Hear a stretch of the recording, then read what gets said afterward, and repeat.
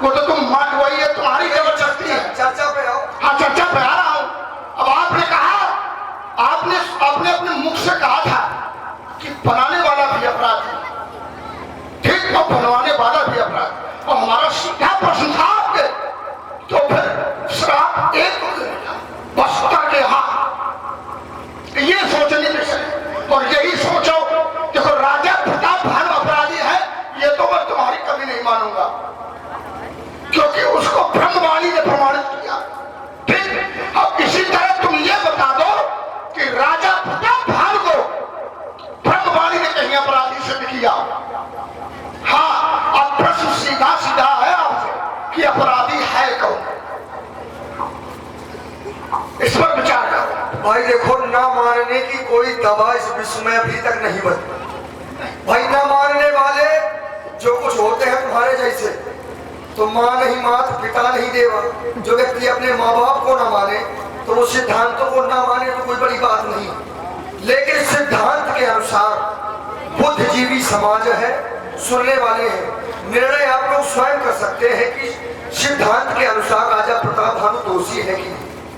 भाई झूठ बोलने से बड़ा पाप नहीं होता, और राजा प्रताप भानु ने झूठ बोला, मैं कितनी बार समझाऊंगे। राजा प्रताप भानु झूठ बोले, नाम प्रताप भानु उड़ीसा ताप सचिव में सुनो उड़ीसा, झूठ बोले और नहीं असत्य संपादक पुंजा। जब अपराध है, झूठ बोले हैं, गुरु का हरण करवा रहे हैं, बताओ, गुरु का हरण भी करवा लिया, गुरु की बात नहीं मान रहे, अब कितने अपराध कर। फिर कह रहे अपराध दंड केवल एक को मिला, तो एक को नहीं मिला, जहां पर नगरी में बन रहा था सभी को मिला। जाओ निशाचर हो तुम मूल सहित परिवार, विडंबना है, आप मानते नहीं। विडंबना नहीं है, बात ये तुम्हारी केवल समझने का भ्रम है। नहीं, ये आप समझ नहीं रहे, इसमें आपका दोष नहीं, क्योंकि आप बहुत बुरे फंस चुके हैं। मैं सिद्ध कर रहा हूँ अपराधी कौन। अरे तुम सिद्ध करोगे क्या, जब भाई सीधी सी बात है। राजा प्रताप भानु जब अपने गुरु का हरण करवा रहा है, झूठ बोल रहा है, और ये मानस कह रहा है कि झूठ बोलने से बड़ा कोई पाप नहीं होता, तो क्या तुम ही सत्य बोलने वाले हो क्या? देखो ऐसा है ना, नहीं, सिद्धांत के विपरीत नहीं। सिद्धांत के मैं विपरीत सिद्धांत कह रहा है तो देखो थोड़ी कुछ कह रहा हूं, जो लिखा है वही कह रहा हूं। अरे देखो, या तो फिर तुम ये कहो कि ये झूठ लिखा है तो मैं मान लूंगा। समस्या यही बात कि जो लिखा है वही तो तुम मान नहीं रहे, तो तुम्हारी सब बात तो भाई जो सही होगा माना वही जाएगा। नहीं, अब हम सीधा देखो, हमने आपसे सीधा कहा, या तो आप सिद्ध करो अपराधी है कौन, या तो मैं सिद्ध कर दूं अपराधी। राजा प्रताप भानु अपराधी है नहीं है, बताओ। हाँ, अब अच्छा वही तो कह रहे, हमको मौका दो, हम बताएं, हमको थोड़ा सा समय दो, हम बताएंगे अपराधी कौन है। जो कपटी मुनि था, वो भी प्रताप भानु के प्रजा का एक राजा था, प्रताप भानु का पड़ोसी राजा, और प्रताप भानु ने उस राजा के कपटी मुनि का राज, कपटी मुनि के परिवार को और कपटी मुनि के भाई को मार डाला था, और प्रताप भानु ने उसका राज अपने कब्जे में कर लिया। तो कपटी मुनि ये राजनीतिक विषय है, राजनीति में सब चलता है। कपटी मुनि अपना सही दृष्टिकोण लगा रहा है, क्योंकि उसको अपने राज को वापस लेना था, इसलिए उसने प्रताप भानु के साथ अपराध नहीं किया, क्योंकि राजनीतिक में ये राजाओं के सिद्धांत में चलता रहता। तो राजा हो नहीं तो तुमको पता होगा नहीं इस विषय। हाँ, और राजा प्रताप भानु वो भी अपराधी नहीं था, क्योंकि उसको ब्रह्मवाणी ने सिद्ध किया। अब अपराधी, अब बताओ दोनों के बीच में बचा कौन। भाई जब तुम्हें कुछ पता नहीं है, यही तो जबरदस्ती की बात करते हो, जबरदस्ती की बात ना करो, उस बात को समझो। कह रहे हो जो कपटी मुनि था वो प्रतिशोध की भावना लेकर सब कुछ कर रहा था। एक राजा का कर्तव्य क्या होता है? राजा को नीतिवान होना चाहिए, ठीक। तो राजा प्रताप भानु नीति के अनुसार गुरु पितुमार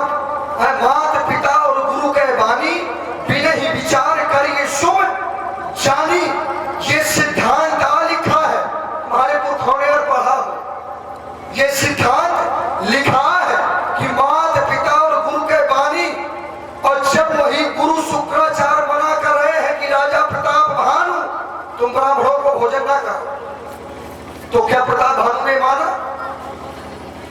भाई मान लेता और फिर श्राप मिल जाता तो तुम कहने के दावेदार हो जाते।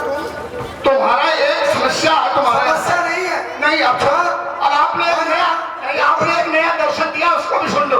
दर्शन नहीं, आपने कहा हमको बोलने तो यार पहले भाई सही बोलोगे तो सुने। आप 1 घंटे बोल लो जितना। 1 घंटे नहीं भाई, सीधे सीधे सिद्धांत है। सिद्धांत को समझ के भड़बड़ाओ ना। हम नहीं, आप भड़बड़ा रहे। अरे भड़बड़ाने का यहाँ क्रम नहीं है। अरे जाने कितने चक्कर में पड़े हो तुम। भड़बड़ाने वाला क्रम नहीं है, सीधे सीधे है उसमें। भाई समझने वाली बात है कि जब गुरु की बात नहीं मानी, उस सिद्धांत ये कहता है कि एक धर्मशील व्यक्ति को, धर्म मानने वाले व्यक्ति को माता पिता गुरु की वचनों पर कभी भी विचार नहीं करना चाहिए। जैसा कहे किसने? राजा बलि ने नहीं माना तो होगा तो। अरे बस यही देखो, हाँ यही हम कहना चाहते हैं। बस आपने सिद्धांत पढ़ा। सुनो, अरे देखिए ये बात या तो आप समझ लिया करो या तो फिर बात सुन लिया। समाज वही आपने पढ़ा, माता पिता गुरु प्रभु वाली, और आपका पूरा खानदान इस पर विचार नहीं करता। कौन? आपका पूरा खानदान। सुनो, सुन एक क्षण रुक जाओ। अब सुनो। प्रहलाद को हिरण्यकश्यप ने कितनी बार मना किया कि आप राम भजन न करो। वहां चले जाते, कह देते माता पिता गुरु प्रभु के वाली। कहाँ गए थे? कौन चला जाता? तुम।